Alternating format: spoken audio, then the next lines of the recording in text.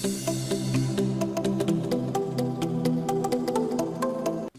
Friends, welcome to how to Gujarati YouTube channel में।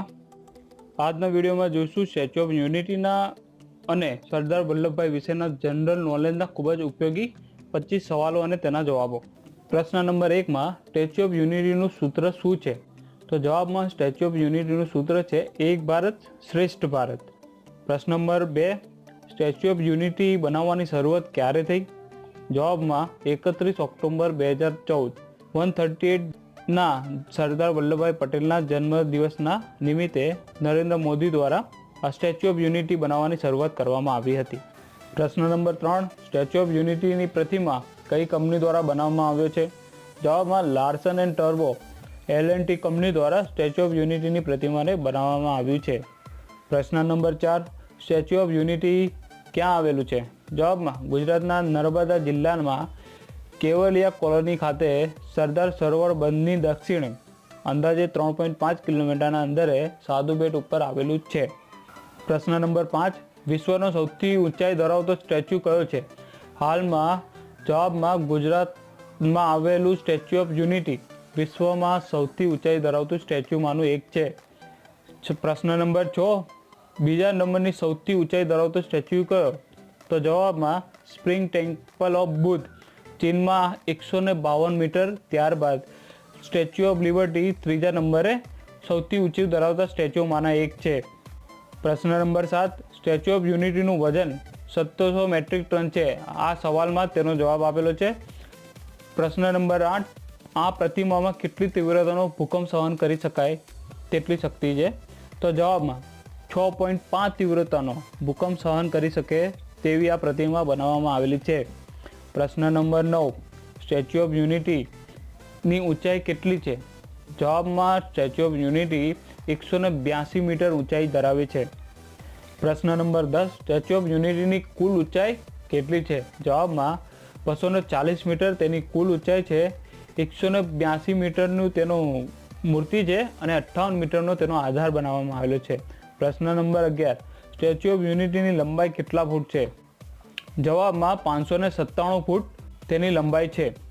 પ્રશ્ન number 12 statue of યુનિટીનું ઉદ્ઘાટન ક્યારે કરવામાં આવ્યું હતું? જવાબમાં સ્ટેચ્યુ ઓફ યુનિટી 31/10/2018ના રોજ નરેન્દ્ર મોદી દ્વારા તેનું ઉદ્ઘાટન કરવામાં આવ્યું હતું। પ્રશ્ન નંબર 13 સરદાર પટેલની મૂર્તિનું ડિઝાઇન નિર્માણ કરનાર કોણ હતા? જવાબમાં રામ વનજી સુથાર જે ભારતીય શિલ્પકાર છે અને મહારાષ્ટ્રના રહેવાસી છે। પ્રશ્ન નંબર 14 સ્ટેચ્યુ ઓફ યુનિટીના ઉપરના સ્તરે મુલાકાતીઓ અટારીમાં કેટલા લોકો ઊભા રહી શકે તેમ છે? તો જવાબમાં 200 લોકો એકસાથે તેમના હૃદય પાસેથી ઉપર મૂર્તિ ઉપરથી બહારના દ્રશ્યો જોઈ શકે છે। પ્રશ્ન નંબર 15 સ્ટેચ્યુ ઓફ યુનિટીનું નિર્માણ કેટલો ટાઈમ લાગ્યો હતો? જવાબમાં 4 વર્ષ। પ્રશ્ન નંબર 16 સરદાર સરોવરથી કેટલા કિલોમીટરના અંતરે આ પ્રતિમા આવેલી છે? જવાબમાં 5.2 કિલોમીટરના અંતરે। પ્રશ્ન નંબર 17 નર્મદા જિલ્લાનો બીજા કયા નામે ઓળખવામાં આવે છે? નર્મદા જિલ્લાને બીજા કયા નામે ઓળખવામાં આવે છે? જવાબમાં મિની કાશ્મીર તરીકે ઓળખવામાં આવે છે। પ્રશ્ન નંબર 18 સરદાર પટેલનો જન્મ ક્યાં થયો હતો અને ક્યારે થયો હતો? જવાબમાં 31 ઓક્ટોબર 1875ના દિવસે નડિયાદમાં તેમનો જન્મ થવામાં આવ્યો હતો। તેમનું મોસાળ નડિયાદ છે અને તેમનું પતન કરમસદ છે। પ્રશ્ન નંબર 19 સરદાર પટેલનું મૃત્યુ ક્યાં થયું હતું? જવાબમાં સરદાર પટેલનું મૃત્યુ મુંબઈમાં શુક્રવારના રોજ 75 વર્ષની ઉંમરે 15/12/1950ના રોજ થયું હતું। પ્રશ્ન નંબર 20 સરદાર પટેલનું અવસાન કયા કારણોસર થયું હતું? જવાબમાં હૃદય રોગનો હુમલાના કારણે સરદાર વલ્લભભાઈ પટેલનું મૃત્યુ થયું હતું। પ્રશ્ન નંબર 21 સરદાર વલ્લભભાઈના પુત્ર અને તેની પુત્રીનું નામ શું છે? જવાબમાં પુત્રનું નામ છે ડાયાભાઈ અને પુત્રીનું નામ છે મણિબેન। પ્રશ્ન નંબર 22 રાષ્ટ્રીય એકતા દિવસ ક્યાંથી ઉજવવામાં આવ્યો છે? જવાબમાં 2014થી રાષ્ટ્રીય એકતા દિવસ ઉજવવામાં આવે છે। પ્રશ્ન નંબર 23 સરદાર વલ્લભભાઈ પટેલ રાષ્ટ્રીય સ્મારક ક્યાં આવેલું છે? જવાબમાં અમદાવાદ શહેરમાં સરદાર વલ્લભભાઈ પટેલનું સ્મારક આવેલું છે। પ્રશ્ન નંબર 24 31/10/2014ના રોજ વલ્લભભાઈ પટેલની કેટલામી જયંતિ હતી? જવાબમાં 139મી જયંતિ હતી.